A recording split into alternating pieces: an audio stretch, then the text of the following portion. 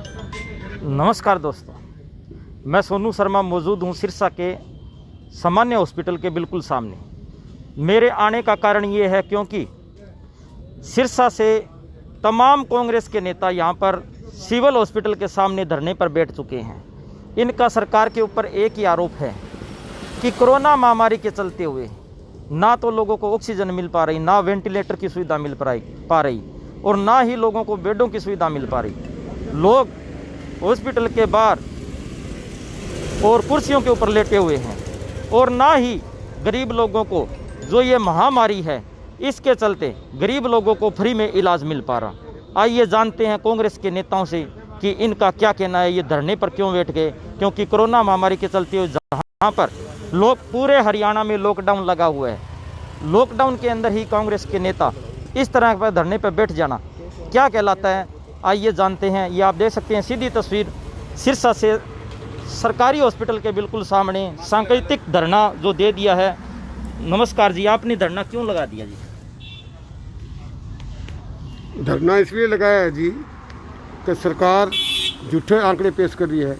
Corona की बीमारी बहुत भयंकर रूप से फैल रही है सारे देश के अंदर, हरियाणा के अंदर, हमारी सिरसा के अंदर भी बहुत फैलती जा रही है और सरकार कोई ध्यान नहीं दे रही। यहाँ सिरसा के अंदर न तो वेंटिलेटर है, न बेड है, न ऑक्सीजन है, न इंजेक्शन है, कुछ भी नहीं है और मरीज मर रहे हैं। अभी अभी कल परसों एक हॉस्पिटल के अंदर जो है डेथ हुई है, व्हीलचेयर पे भी, सरकारी अस्पताल के अंदर भी।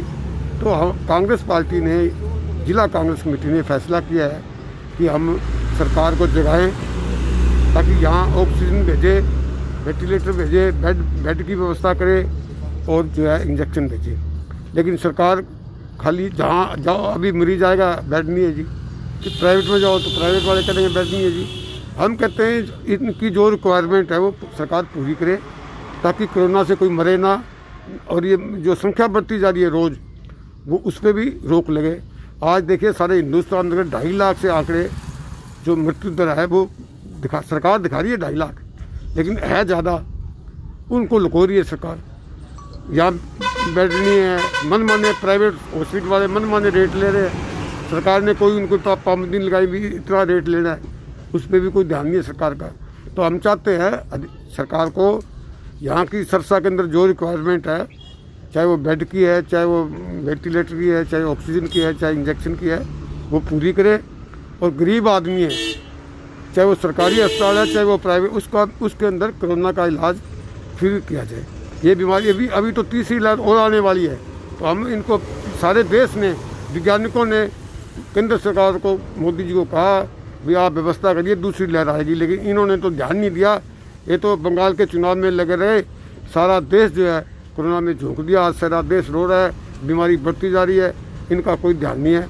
तो हमारी मांग है जहाँ जो रिक्वायरमेंट है वो पूरी करे ताकि गरीब आदमियों का इलाज हो, लोग मरे ना, और जो है अपने इसकी सुचारू रूप से इसकी व्यवस्था ठीक हो ताकि मरीज जल्दी ठीक हो। अब हमारे साथ मौजूद हैं कालावाड़ी से विधायक, कांग्रेस के विधायक शिषपाल केरवाड़ा जी, जिनसे पता करते हैं कि गरीब लोगों को, जैसे आपको पता है कि पूरे देश में महामारी फैली हुई है, गरीब लोगों का जहां पर इलाज फ्री होना चाहिए, लेकिन उनसे 15-20 हज़ार रुपये, 25 हज़ार रुपये प्रतिदिन खर्चा लिया जाता है। इस बारे में आपने सरकार की तरफ कोई ध्यान आकर्षित करने की कोशिश की है? देखिए, हमने सरकार को पहले दिन कहा था कि हम हर उस व्यवस्था में सरकार के साथ हैं इस कोरोना महामारी में जो जनता के हित में होगी, और जहां हमारी सहायता की जरूरत होगी हम पूरी सहायता करेंगे। परंतु जिस प्रकार से आज का सिनेरियो हम पूरे देश में, और उसी प्रकार से अगर सिरसा जिला की हम बात करें तो हम यहाँ देख रहे हैं ना तो गरीब के लिए इलाज है, यहाँ ना बेड की व्यवस्था, ना वेंटिलेटर, ना वैक्सीन फ्री, कुछ भी नहीं है, नथिंग है। आज जनता जो लचर स्वास्थ्य सेवाएं हैं उससे परेशान है। इसलिए आज हमें मजबूरन इस धरने पे बैठना पड़ा ताकि शायद इस सरकार की आंखें खुले, और अगर अभी भी आंखें नहीं खुलती तो आने वाले दिनों के अंदर हमें बड़े आंदोलन की तरफ भी अगर चलना पड़ेगा जनता के हित में तो हम वो भी करेंगे। दूसरी रही बात आज की इस धरना प्रदर्शन की, जिस प्रकार से आपने कहा कि गरीब को जिस प्रकार से महंगा इलाज मिल रहा है, तो उसमें आज हम यही तो मांग करने के लिए आए हैं कि बिल्कुल फ्री वैक्सीनेशन हो, फ्री ऑक्सीजन हो, फ्री वेंटिलेटर हो, और प्राथमिकता से पूरे हरियाणा के अंदर ये जारी कर देना चाहिए कि कोरोना का इलाज है वो बिल्कुल फ्री होगा सभी के लिए, चाहे अमीर हो या गरीब। इसको एक महामारी के रूप में लेकर ये काम करना चाहिए। दूसरा, जो बेड की व्यवस्था है वह प्राइवेट हॉस्पिटलों को ऑक्युपाइड करना चाहिए, सरकार के अंडर रहना चाहिए कि ना कि उनको आज़ादी मिलनी चाहिए। तीसरा, जो बेड की कमी है वो आप अगर इसी हॉस्पिटल में पूरे करने चाहोगे तो नहीं हो पाएगी। आपको कालांवाली को बनाना पड़ेगा कोरोना केयर सेंटर, आपको पनिहारी को बनाना पड़ेगा, आपको नथश्री चोपटा, एलनाबाद, रानिया ऐसे क्षेत्र हैं जो कि जहाँ पे बेड की व्यवस्था है, परंतु आपको वहाँ ऑक्सीजन और जो प्रॉपर वेंटिलेटर और डॉक्टर को पहुँचाने का काम है वो करना पड़ेगा। इन तमाम मुद्दों को लेकर आज हम ये सरकार के खिलाफ यहाँ धरने पर बैठे हैं। शुक्रिया। अब हमारे साथ मौजूद हैं सुभाष जोधपुरिया जी, जो एक दबंग लीडर के रूप में माने जाते हैं। तो नमस्कार जी, आपका स्वागत है। तो आपका इस तरह धरने पर बैठ जाना, आपने लोकल प्रशासन से कोई बात की हो इस मुद्दे पे कि लोगों को फ्री इलाज की व्यवस्था हो या बेड मिले या वेंटिलेटर मिले, ऑक्सीजन मिले? पिछले 20 दिन के दौर में कांग्रेस जिला की कांग्रेस कमेटी ने प्रशासन को पहले दिन से ही हर लेवल पे अवगत कराया कि ये समय राजनीति का नहीं है। हम हमारे नागरिकों को बचाने के लिए जिस लेवल में भी प्रशासन हमारा कोऑपरेशन चाहता है, तो कांग्रेस पार्टी का एक एक कार्यकर्ता इस महामारी में सब बातों से ऊपर उठ के जन सेवा के लिए तैयार हैं। लेकिन सब कुछ ठीक चल रहा था। पिछले 4-5 दिनों में जब से सरकार ने अपनी सरकार की नीयत और नीति सामने आई, उनकी नीयत और नीति खराब होने की वजह से उन्होंने जो प्रभारी मंत्री और आरएसएस के लोग, क्या वो डॉक्टर हैं, क्या वो जानते हैं इलाज के बारे में, उनको यहाँ लगा के यहाँ की जो प्रशासनिक व्यवस्था थी जो कि कोशिश कर रहे थे ठीक करने की, उसको बिगाड़ने का काम किया है। और हर एक अधिकारी है उसके ऊपर एक आरएसएस का स्वयंसेवक लगा के उसको दबाने का काम किया है। इससे पता लगता है कि सरकार की नीति और नीयत में खोट है, वो जनता का भला नहीं चाहती। उस मजबूरी में सारे हॉस्पिटल की व्यवस्था, लच्चर व्यवस्था इतनी चरमरा चुकी है, स्वास्थ्य व्यवस्था इतनी लच्चर हो चुकी है कि उसका कोई हल नहीं है। और हमें बड़ा डर लगता है कि आने वाले टाइम में गाँव में एक गाँव में 100 लोग बुखार से पीड़ित है। उन लोगों का जब 2-3-4 दिन में अगली जब उनको जरूरत पड़ेगी, स्वास्थ्य सेवाओं की जरूरत पड़ेगी, तब इनके पास तो अभी भी जगह नहीं है, तो बाद में क्या करेंगे। इसलिए जब ये ढंग से नहीं सुन रहे तो हमने मजबूरी में सभी साथियों ने मिलके एक प्रोग्राम बनाया कि इस गूंगी बहरी सरकार को जगाने का काम करने के लिए। आज हम कोई विरोध प्रदर्शन के लिए नहीं बैठे हैं, सरकार को जगाने के लिए और उनको अवगत कराने के लिए, हमारे एक जिम्मेवार नागरिक होने के नाते उनको अवगत कराने के लिए कि आप रानिया को, कालांवाली को, चोपटा को, एलनाबाद को जो सरकारी तंत्र है उन हॉस्पिटलों पे इम्प्लीमेंट करके वहाँ के लोगों को वहीं स्वच्छता सेवा कराई जाए आईएमए के लोगों से। और बल्कि मैं तो और कहूँगा कि इस कड़ी के अंदर गाँव में यदि कोई सुविधा दे रहे हैं तो गाँव में प्रैक्टिस करने वाले आरएमपी लोग जो है उन्होंने 70% जनता को अपने सिर पे लेके उनकी सेवा का ठेका उठाया है। उन लोगों को भी प्रशासन इन्वॉल्व करके बहुत से सुझाव हो सकते हैं। सर्वदलीय बैठक बुलाए, सभी संस्थाओं को बुलाए, यदि ऐसा इनकी नीयत ठीक हो तो इस महामारी से लड़ने के लिए बड़े अच्छे सुझाव भी दे सकते हैं और हमारी जनता को बचाने का काम कर सकते हैं। और हम तो फिर भी कहते हैं कि जनता का फ्री इलाज होना चाहिए, ये हमारे फंडामेंटल राइट्स है, वो आप तसल्ली से करवा दो, हमें किसी चीज़ की वो जरूरत नहीं है, लेकिन मरते हुए लोगों को नहीं देख सकते। अब हमारे साथ मौजूद हैं पूर्व विधायक भरत सिंह बेनीवाल जी। क्या बैठे हो, क्या कारण है?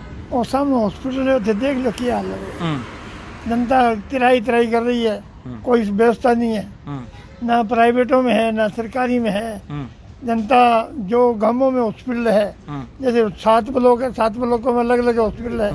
मेरे जड़बे गांव में भी है, टोपटे में भी है, कागदाना में भी है, जमाल में भी है, बाचगढ़ा में है, मलेका में है, जगह जगह धंधावा में हॉस्पिटल है। वहाँ कोई व्यवस्था नहीं है। जब वहाँ के मरीज है वो वहाँ सेट हो जाए।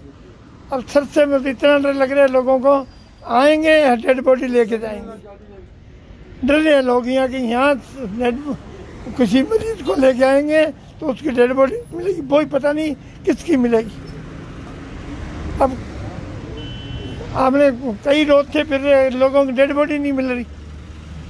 अब फतेहाबाद में एक रो रहा था एक लड़काई, एक आदमी कि वो कह रही थी मेरा आदमी नहीं है, वो कह रहा था मेरा भाई नहीं है। 2 डेड बॉडी पड़ी है, उनमें से मेरा भाई है नहीं। 3 दिन उनको चक्कर कटाया रखा, उसके बाद में उसकी डेड बॉडी मिली नहीं। मैंने देखा था परसों यहाँ डबाली रोड पर एक मरीज से मिलने आया था मैं, वहाँ 2 डेड बॉडी तो ले थे उसमें एम्बुलेंस में, और एक वहाँ से डाल रहे थे, उसको प्लेट के ले जाते, किसको पता है किसकी डेड बॉडी है। वो कोई किसी को बांटता है, कोई किसी को डेड बॉडी को बांटता है। तो ऐसा माहौल ख़राब हो रहा है, कहीं व्यवस्था नहीं है किसी चीज़ की, नहीं कोई गैस सिलेंडर की व्यवस्था नहीं है, कोई चीज़ों की व्यवस्था नहीं है यहाँ, ना दवाई की है। देहात के अंदर गरीब आदमी है, लोकल हॉस्पिटल में इलाज करा ले।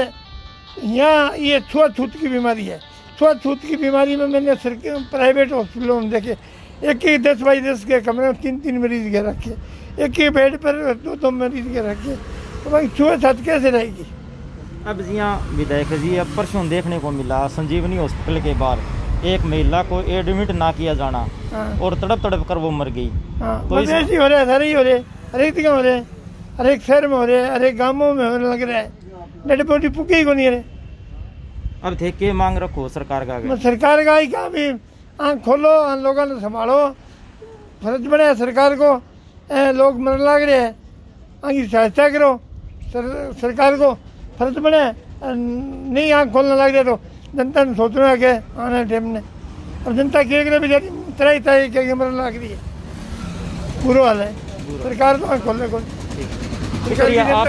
आपको मैं दिखा सकता हूँ सीधी तस्वीर, ये सिविल हॉस्पिटल, दूसरी तरफ मैं आपको दिखा दूँ सिविल हॉस्पिटल, सरकारी हॉस्पिटल के सामने, जहाँ पर पूरे कांग्रेस के नेता यहाँ पर बैठ चुके हैं, और इनका एक ही आरोप है कि जो सरकारी हॉस्पिटलों में और प्राइवेट हॉस्पिटलों में जो सरकार की नीतियां हैं वो बिल्कुल ध्वस्त हो चुकी है। गरीबों को इलाज फ्री नहीं मिल रहा, ऑक्सीजन नहीं मिल रही, जहाँ पर वेंटिलेटर की भी सुविधा नहीं है।